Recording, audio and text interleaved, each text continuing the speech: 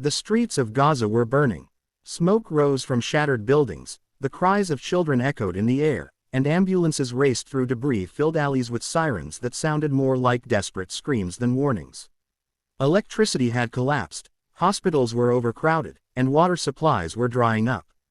Each airstrike shook the land like an earthquake, and the world, watching from afar, issued nothing but statements of concern and restraint.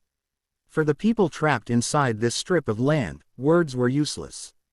They needed action, and from Ankara, a voice thundered that broke through the silence of world diplomacy. In his palace, President Recep Tayyip Erdogan watched the live images of Gaza with burning eyes. His aides stood around him, cautious, for they knew what was coming. Erdogan's face was a storm, part fury, part anguish. He was not only the president of Turkey but a man who saw himself as the guardian of the oppressed. He rose to his feet during a special parliamentary session and his voice carried across the hall and beyond. Turkey will not remain silent anymore. The blood of Gaza's children is a debt upon humanity. If this injustice continues, our response will be firm. The chamber erupted into applause. Supporters cheered, fists rose in the air, and across Turkey's streets, the words were repeated like a battle cry. The reaction was immediate and global. In Washington, diplomats scrambled. In Brussels, European leaders called emergency consultations, trying to calculate how far Erdogan would go. In Tel Aviv, the Israeli cabinet gathered in haste. Prime Minister Netanyahu, his face pale under the fluorescent lights of the war room, looked at his generals. Turkey's words are not empty, he warned. If they move into action, the Mediterranean will become a battlefield. Intelligence briefings reported unusual naval activity by Turkey. Frigates and destroyers were moving, allegedly under the guise of humanitarian escort missions. Israel knew well the ghosts of the past. The Mavi Marmara incident in 2010 had scarred both countries' relations, but this time, the stakes were much higher. Meanwhile, the streets of Istanbul and Ankara erupted with massive demonstrations. Tens of thousands of people filled the squares, waving Palestinian flags, chanting, "Free Gaza," and holding placards condemning Israel. For many Turks, this was not only about Palestine, it was about pride, justice, and the chance for their nation to reclaim leadership of the Muslim world. Young students, workers, even conservative families joined side by side, united in their demand that Turkey do more than just talk. Erdogan, watching the crowds on giant screens, understood he was no longer making a political calculation.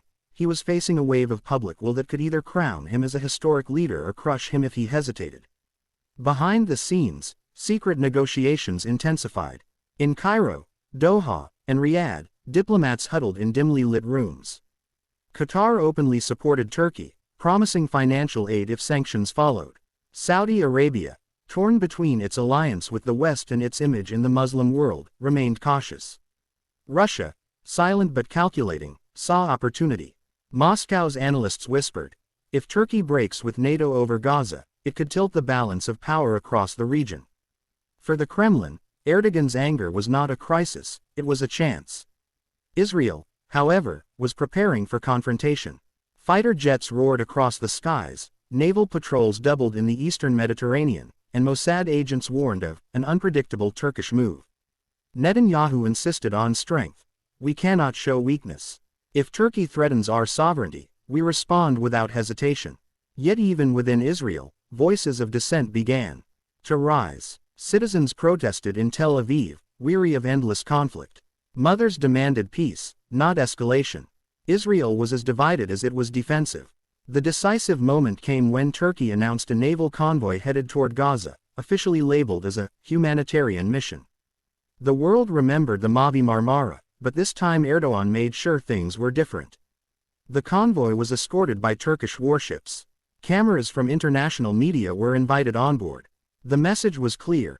This was not a smuggling mission, it was a sovereign nation openly challenging Israel's blockade. The Mediterranean suddenly felt like the center of the world, every radar locked on the approaching Turkish fleet. Israeli patrol boats intercepted the convoy. Radios crackled with tense exchanges. Turn back immediately. This is a restricted zone, barked an Israeli commander.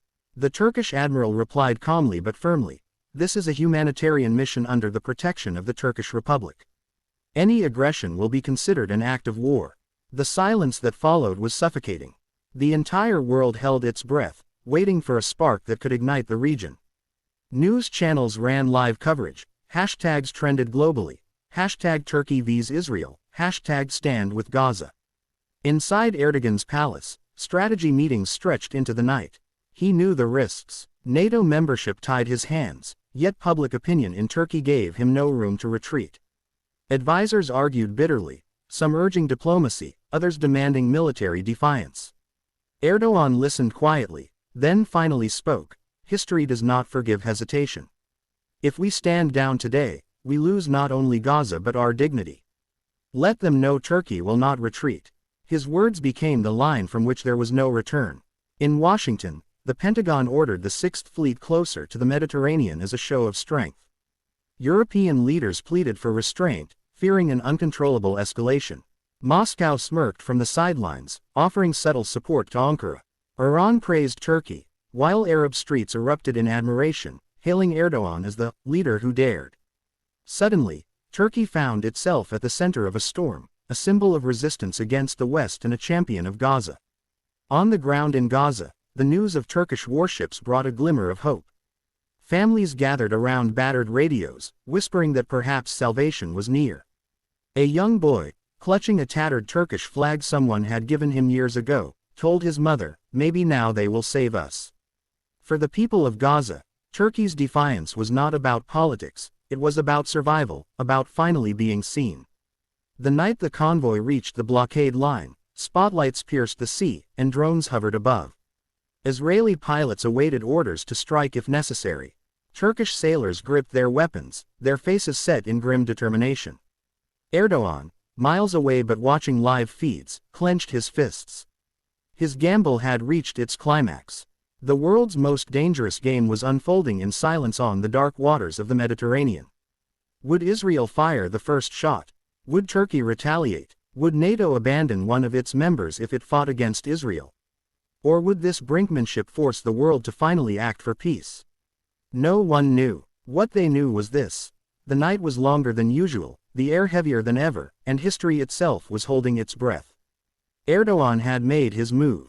The next move belonged to fate.